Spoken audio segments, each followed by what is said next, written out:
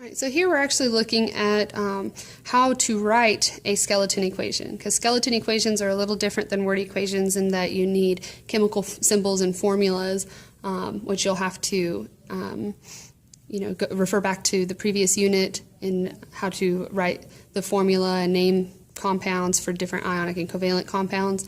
Another thing too is that the state of matter will not always be given to you. So let's look at the example that we were talking about before. Aluminum and bromine react to produce aluminum bromide.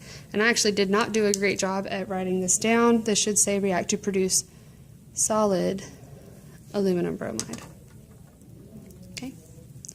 So here, to correctly write a skeleton equation, you must keep a few things in mind. All right, anytime that you have a pure element, unless it's one of the diatomic molecule elements, which we can kind of come down here and define here in a second. Okay, you just have to write their symbol. That's going to just represent one atom of that. If it is one of those diatomics, you're going to follow rule 2. And, oh, well, I didn't have to do this, but it's these elements here. All right, you can't just put their symbol anymore because they exist as molecules. Instead, you actually have to write the symbol for the molecule. So since they're diatomic, it would be, instead of I, it would be I2. You got N2, H2, Br2, O2, Cl2, F2. Okay, so that's for elements. If you're looking at an element, so this is like for rule 3, it says rule for 1 and 2. So if you're looking at elements, if they don't give you the state of matter, you need to assume that it is room temperature. And you can get that state at room temperature from the periodic table. Generally, all your metals are going to be solids at room temperature. The only exception is mercury.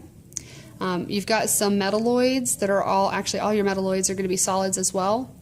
Most of your nonmetals will be gases. You've got bromine, which is a liquid at room temperature, but then iodine is a solid at room temperature. Sulfur is a solid at room temperature.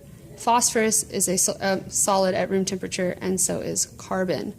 Okay, so I've got the big periodic table on the wall in our classroom that you can refer to for these things. Another thing too is that we're going to get your periodic tables to look like that, so we'll get that handled.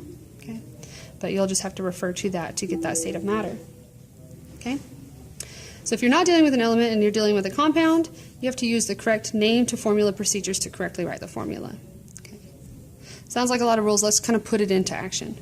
Okay, so I see I've got aluminum and bromine reacting to produce aluminum bromide. I'm going to go ahead and circle my reactants. So I've got these two things that react to produce something.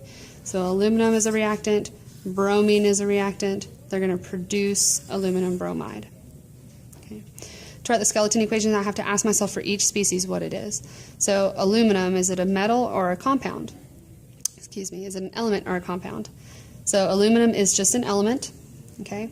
It is not one of our diatomics, so up here for pure elements that's not diatomic, you just have to write its symbol. So for aluminum, the symbol is Al, okay? I like to go back to do my states of matter after I write my formula or my equation. So let's go ahead and move on to the next reactant. We've got bromine. Bromine is a pure element, however, it is one of our diatomics, so I have to write Br2.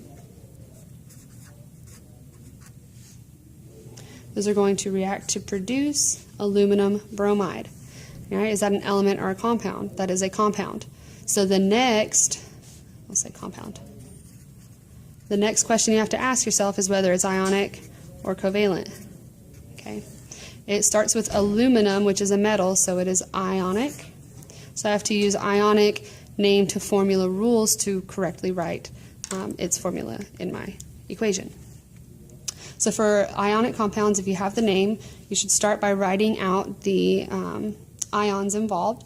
So aluminum is Al3+, and you get that because it's in group 13. And you've got bromide, which means it's the bromine atom that had to become an ion, and it ionizes by gaining 1 electron, which forms a 1- charge. Okay, you could also look and see that bromine is in group 17, so it would have a 1- charge. Okay, after that you swap and drop your charges to give you AlBr3. So you're going to write that right here, AlBr3, and that's aluminum bromide. Okay. Then you have to go back to the states of matter. Now, I always go back to my equation first, or to my problem first, to try to see if they gave us any states of matter. And here I do see that for aluminum bromide it is a solid. So I'm going to go ahead and write that down. All right. The next thing I need to do is look at these two reactants.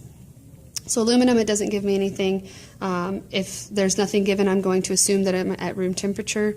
I'm pretty sure we can all relate to some kind of memories of dealing with aluminum foil and see that aluminum at room temperature is a solid. If you don't want to connect or make that connection, you could also just look at the periodic table. But aluminum is indeed a solid at room temperature. Okay. After that, I'm going to look at bromine. And bromine is, I could look at the periodic table too, but it's one of those exceptions that you may memorize and should memorize. And remember that bromine is the only nonmetal that is a liquid at room temperature. Okay. So we've got solid aluminum reacting with liquid bromine to produce solid aluminum bromide.